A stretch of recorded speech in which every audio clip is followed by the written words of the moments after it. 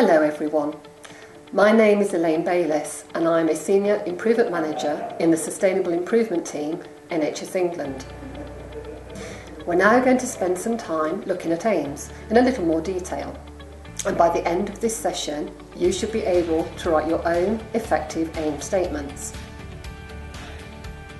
So how do you develop an aim statement? Well, creating a clear and accurate project definition is one of the most important tasks that you can do to ensure the success of any improvement project that you're involved in. When you start out, begin by focusing on the problem that you're trying to solve, rather than a solution that you're trying to implement. No one likes change for change's sake, so be really clear about the outcomes that you're seeking to achieve.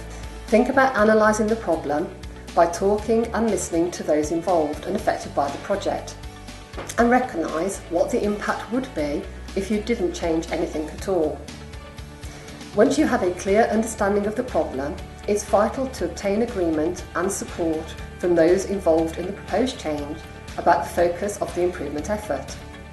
This will help you to harness the broad range of knowledge that different people will have about your project area, based on their past experiences.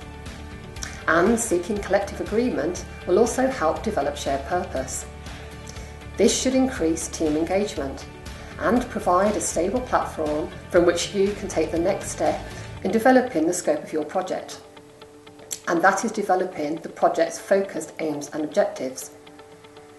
When defining your change idea and aims then, take time to consider and clearly document what is within the scope of your project, as well as what is out of scope.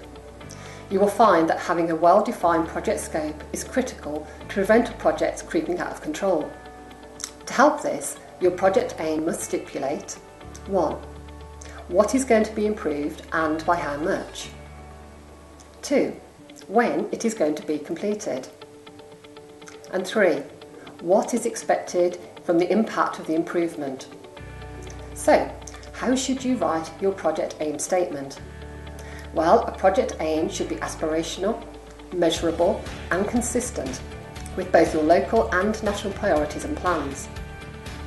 A good aim statement should include: what are we trying to achieve? For whom? By how much? By when? Compared to what? And why? So let's bring that to life and consider examples of poorly and well written project aims. You might see an aim statement written like this: we will improve cancer services. This is a poorly designed aim. This aim doesn't clearly state what the change will actually improve. Neither does it state who will be responsible for improving the cancer services. And the statement leaves us with lots of unanswered questions. Are the improvements for every cancer patient, or just patients with a certain type of cancer, such as breast cancer? Are the improvements designed for all types of cancer, but ring-fenced maybe for specific groups of patients, for example, children and young people? It is easy to see that this aim statement is too vague.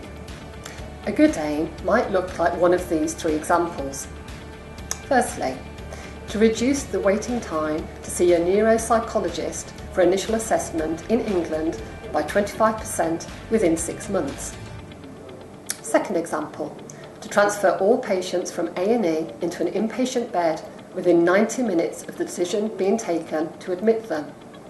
Or maybe this last one: for patients on our practice list with a confirmed diabetes diagnosis, we will increase the proportion with an individualised care plan to 75% within 6 months. So in summary, a good aim statement provides clarity on what we're trying to achieve, for whom and by when. And don't forget to ensure your project scope and aim is clear to everyone involved. The language we use in health and care is sometimes ambiguous and can be interpreted in different ways by different people. So do try to use easy to understand language. Good luck.